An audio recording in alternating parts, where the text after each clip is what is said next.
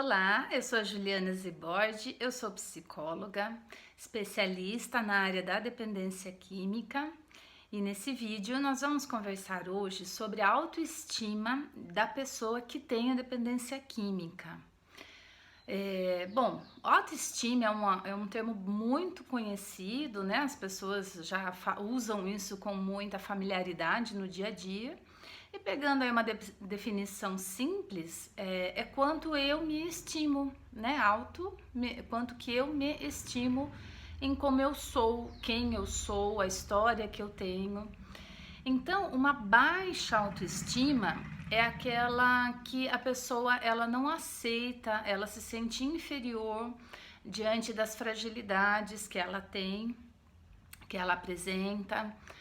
E às vezes até, muitas vezes inclusive, dificuldade em aceitar o seu potencial. Então essas são algumas das características das pessoas que têm uma baixa autoestima.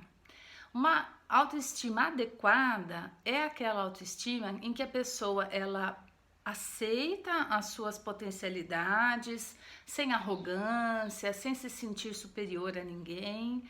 Ela valoriza isso nela e também aceita as suas fragilidades como pertencente, né, à personalidade dela, e aquelas limitações que a pessoa percebe, ela tenta melhorar ou aceita quando realmente não existe uma solução. Então essa é uma autoestima adequada e uma baixa autoestima, como eu expliquei. Então a pessoa com dependência química, ela pode já vir com uma baixa autoestima, então inclusive um dos motivos de ter começado o uso de alguma substância, ou com a progressão da doença, essa estima que estava legal começa a ficar muito baixa e isso vai atrapalhando também aí um possível processo de recuperação dessa pessoa. Então, a progressão da doença, ela vai trazendo para a pessoa claramente as fragilidades que ela está começando a ter com o uso de drogas. E isso vai trazendo uma sensação de fraqueza, de fracasso para essa pessoa. Então, ela começa a perder o controle sobre o uso, ela não consegue mais parar quando ela quer, ela não consegue mais usar só no horário, no dia que ela quer, ela começa a ter uma fissura antes, ela não consegue mais gastar o dinheiro do jeito que ela gostaria de gastar, ela começa a usar muito mais do que ela queria com a substância. Então, essa perda de controle de modo geral, a perda de produtividade na vida, no dia a dia, no trabalho, um baixo rendimento em várias atividades diárias, isso vai trazendo uma sensação de fraqueza, de vergonha para essa pessoa e também muita inferioridade. Porque ela começa também a comparar a sua vida com a de outras pessoas que não usam e que estão aí alavancando a sua vida, estão atingindo objetivos, ou até com as pessoas que usam, mas que conseguem progredir na vida e ela não, né? E ela tá ali tendo prejuízos já com a doença. Bom, primeiro que isso existe porque cada um é um, né? A doença, a dependência química, né? Ela vai se instaurando de forma diferente em cada pessoa. Depende de vários fatores para ela ser mais rápida ou mais lenta, mas é fatal que ela se transforme numa doença, né? Que o uso acabe se transformando numa doença em algum momento. Mas algumas pessoas elas acabam avançando rapidamente para um estágio mais crônico e mais abusivo. Então, isso acaba sendo inevitável, essas comparações, até inclusive de que a pessoa, o outro, né, ele pode beber, ele pode ingerir uma substância e parar a hora que ele quer, não tem prejuízo e, no caso, né, eu como com a dependência química mais avançada, não.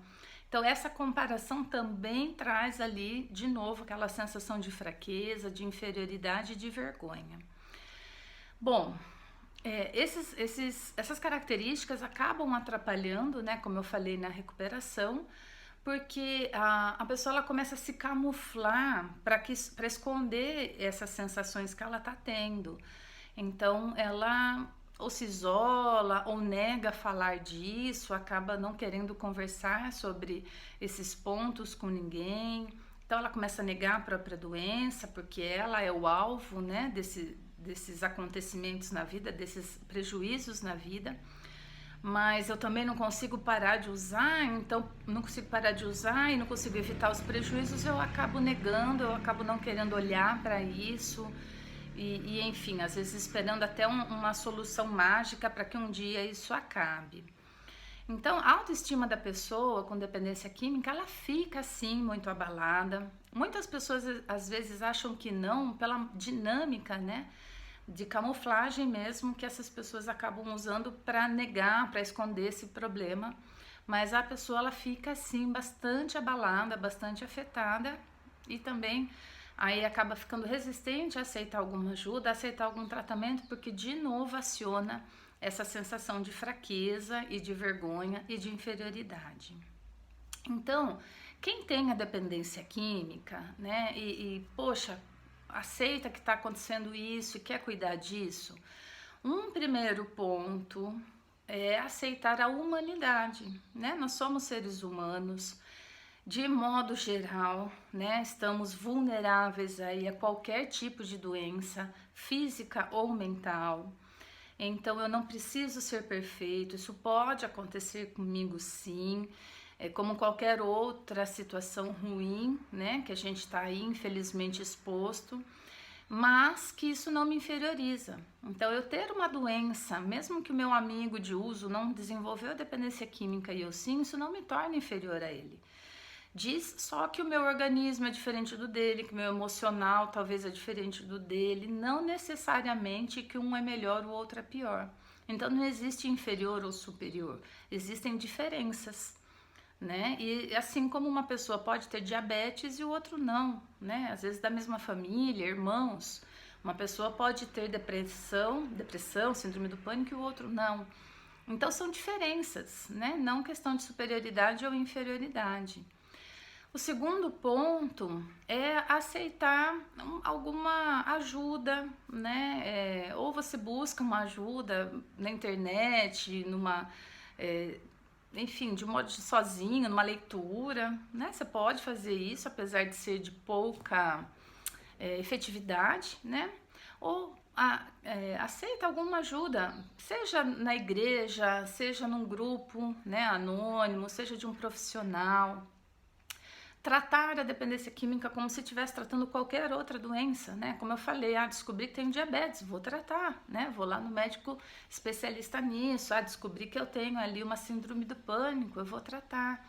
Então, aceitar que é uma doença, que precisa de tratamento, né? É uma compulsão, não é simples, não é fácil de resolver isso sozinho, não vai ter uma mágica, infelizmente, mas driblar essas resistências, né? Driblar esses conceitos de inferioridade já vai ajudar bastante a entrar num processo de abstinência, a cuidar disso e voltar a ter aí os benefícios, né, de uma vida sóbria, voltar a ter uma produtividade legal, voltar a sobrar dinheiro para fazer coisas mais bacanas.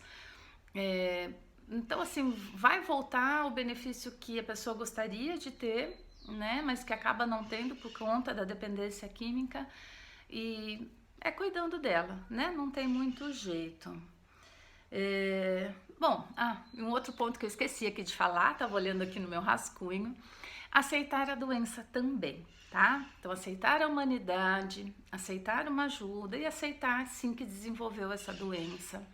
Ela pode ter 4 níveis, né, de gravidade, então você pode estar num estágio mais leve, mais moderado, mais abusivo ou mais crônico, mas sim, né, ela provavelmente se instaurou. Se você está sentindo prejuízo, sentindo perda de controle com o uso de drogas, você sabe que sim, né, isso já tem o nome de dependência química.